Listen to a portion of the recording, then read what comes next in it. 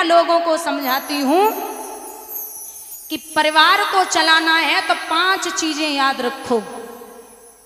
5 चीजें।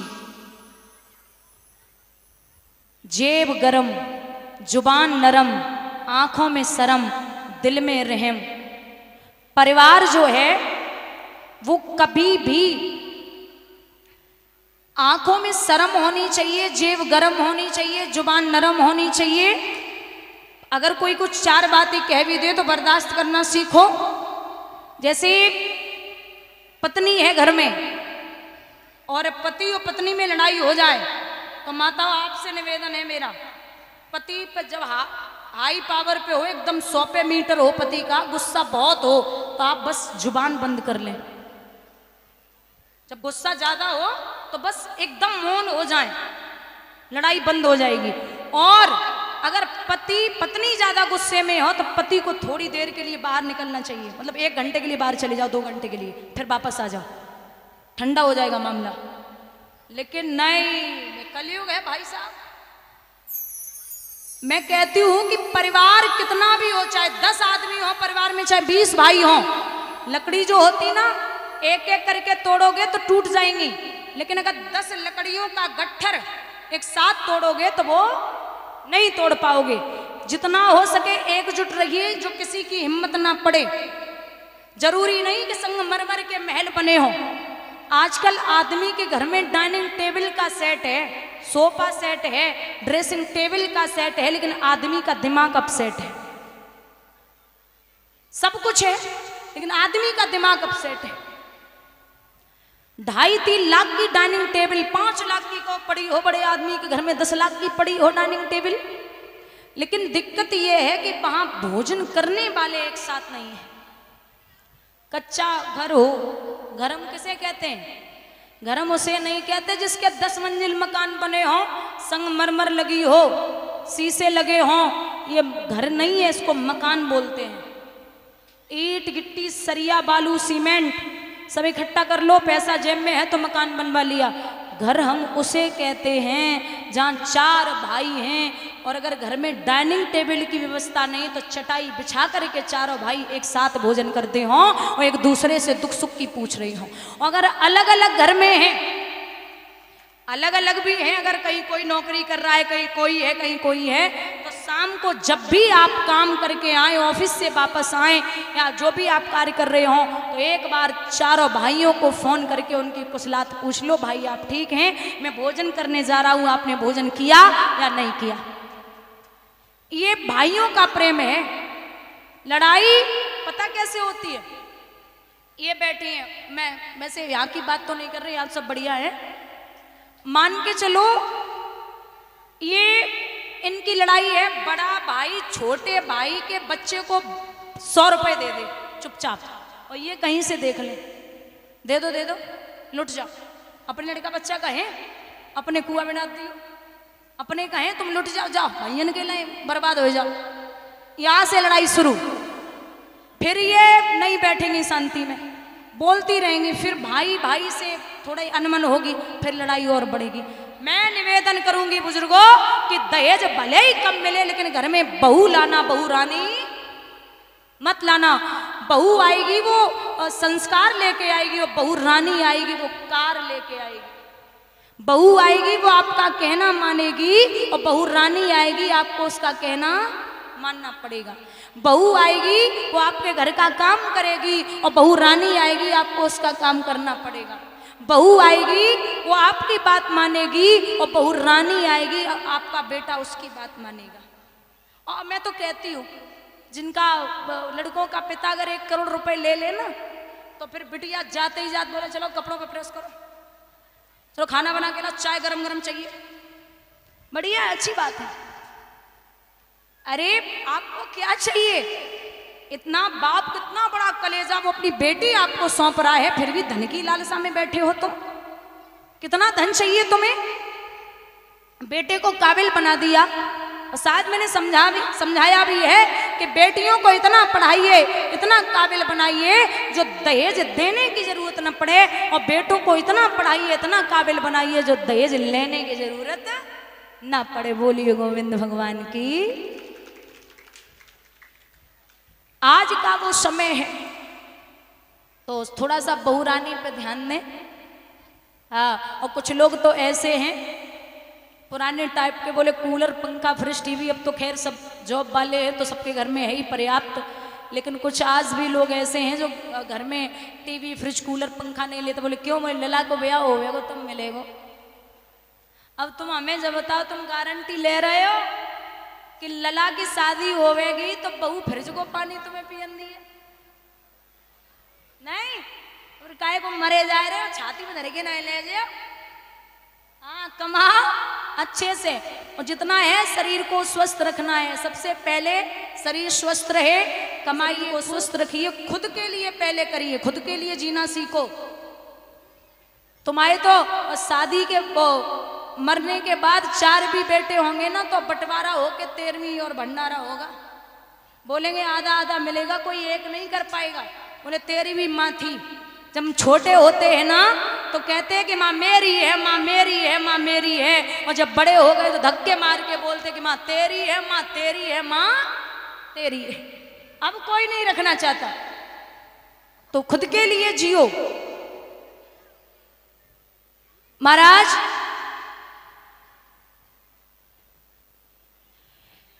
इस प्रकार से रामचरितमानस का वर्णन सुनाया गया। श्री सुखदेव भगवान वर्णन करते हैं, राजन परीक्षित, प्रसंग उठता है।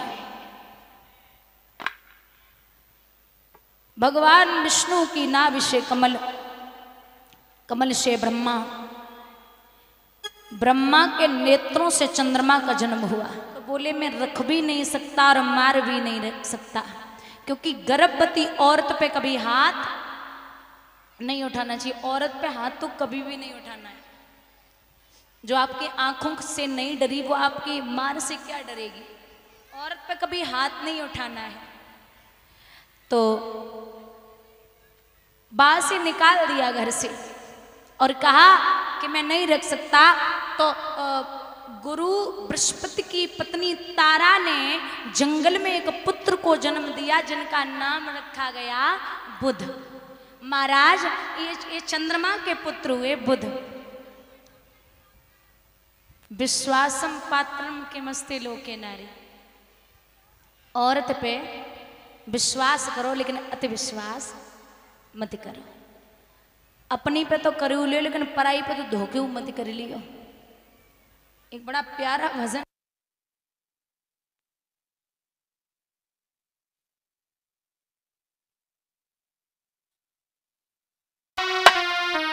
कारो देखे ऊपर वालों, ए भैया देखे ऊपर वालों।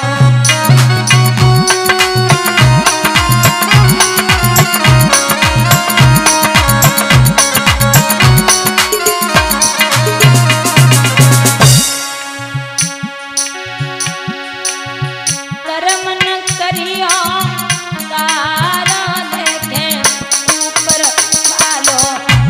भैया देखे ऊपर वालों।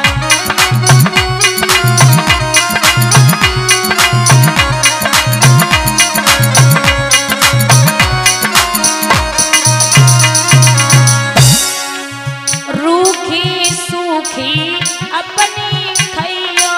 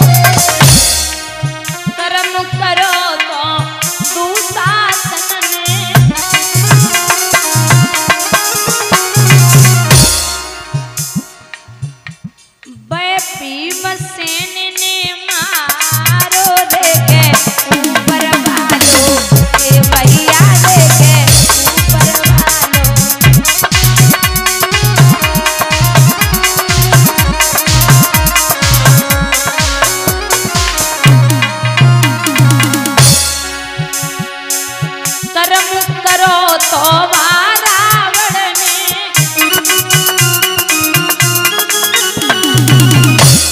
वह रामचंद्र ने डारो देखे ऊपर वालों के भैया देखे ऊपर वालों।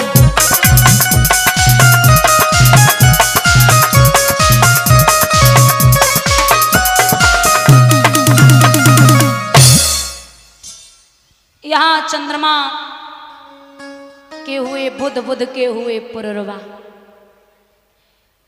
इनकी पीढ़ी में इनके 5 बेटे हुए, नहुस, छत्रवृंदी, रजि, रंभ और अनैना। नहुस जो राजा हैं, इन्होंने 101 यज्ञ पूर्ण करके इंद्र के इंद्रासन को अपने वश में कर लिया था। एक दिन वापस आ रहे थे, इंद्राणी ने मुस्कुरा दिया। मुस्कुराहट पर परेशान हो गए। घर पे जाते ही जाते पत्र लिख दिया, हे देवी, मैं आपसे गंधर्व विवाह करना चाहता हूँ। अगर आपने गंधर्व विवाह नहीं किया तो मैं आपके पति को मरवा दूंगा। वो पत्र बृहस्पति जी को दिया। बृहस्पति जी जब उस पत्र को लेकर के देखने लगे तो कहा, जाओ बेटी, राजा नहुस से कहना कि वो आपसे मिलने के लिए तब आए जब पालकी ब्राह्मण बनाए और संतों को उस पालकी में लगा के आए। बैठ के पालकी में ही आए। ब्राह्मणों से पालकी बनवाई, संतों को लगा लिया। राजा पालकी में बैठे, विनाश काले विपरीत बुद्धि। जब विनाश का समय आता है तो बुद्धि काम नहीं करती। सीधे राजा पालकी में बैठे, बोले जल्दी चलो, जल्दी चलो, जल्दी चलो, मिलना है। दुर्वासा ऋषि लगे थे, श्राप दे दिया, बोले ज्यादा जल्दी है, जा तू पालकी में बैठे ही बैठे सर्प हो जा। इनके 6 पुत्र हुए, अयाति, एयाति, संयाति, आयति, बियति और कृति। 6 पुत्र हुए, जिनमें एयाति को उज्जैन नगरिया का राजा बना दिया गया। जब उज्जैन नगरिया के राजा बने, इधर आ जाइए, एक वृषपर्वा नाम का राजा, उनकी बेटी का नाम है शर्मिष्ठा, उनके गुरु हैं शुक्राचार्य, जिनकी बिटिया को नाम है देवयानी। देवयानी और शर्मिष्ठा में बड़ी गहरी सलाह रहे। जाएं तो संग, खाएं तो संग, बैठें तो संग, बात करें तो संग। स्नान करने के लिए चली, निर्वस्त्र होकर के सरोवर में घुसी, अपने अपने वस्त्र उतार के पार पे रख दिए। आप अकेले हो चाहे 2 लोग हो, लेकिन जल में कभी नग्न अवस्था में स्नान नहीं करना चाहिए, क्योंकि वरुण देवता का निवास होता है। उधर से भोले बाबा आ रहे। देवयानी ने कहा कि देवी भोले बाबा आ रहे। शर्मिष्ठा बोली क्या करें? बोले डुबकी लगाए जाओ। शर्मिष्ठा बोली बहना ये बड़े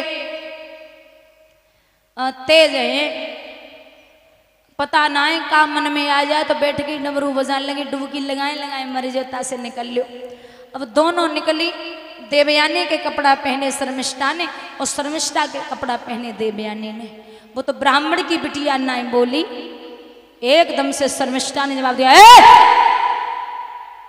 कपड़े उतार।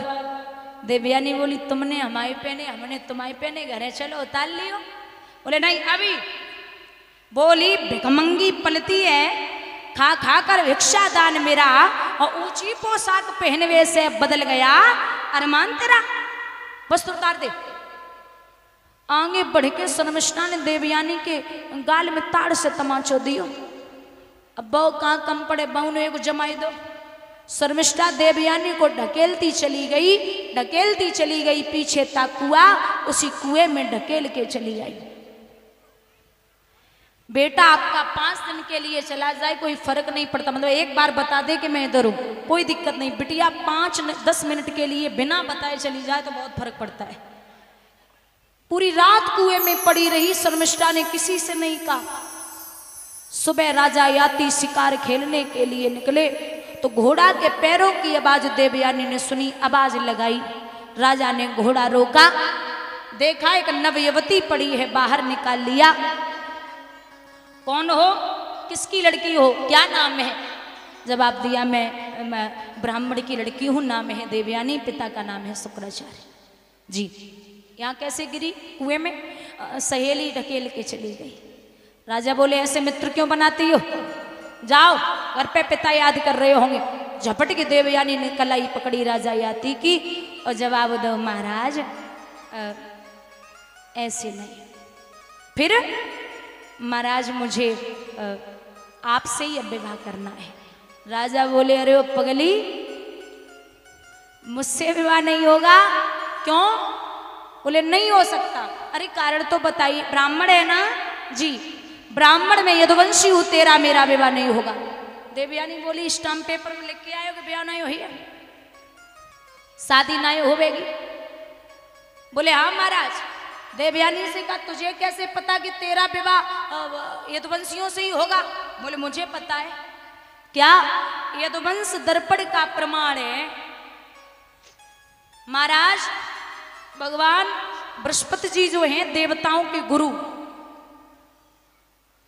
जो बृहस्पति जी हैं देवताओं के गुरु, उनका एक बेटा है कच्छ, बहुत सुंदर है वो कच्छ। एक दिन संजीवनी विद्या सीखने के लिए शुक्राचार्य जी के पास पहुंचे। बड़े सुंदर से थे, उन्हें देवयानी ने देख लिया। विद्या पूर्ण हुई तो देवयानी ने कच्छ से कहा कि आप बड़े सुंदर हैं, आप हमसे विवाह कर लें। कच्छ ने कहा आप मेरी गुरु की बेटी हो, पूजनीय हो, मैं विवाह नहीं कर सकता। तो देवयानी ने श्राप दिया कि जितनी विद्या मेरे पिता ने तुझे सिखाई है सब छीड़ हो जाए। उसकी विद्या छीड़ हो गई तो कच्छ ने श्राप दे दिया, जा देवयानी मैं भी श्राप देता हूं कि तुझे भी कोई ब्राह्मण नहीं यादव के साथ में जाएगी। बोली गोविंद भगवान की।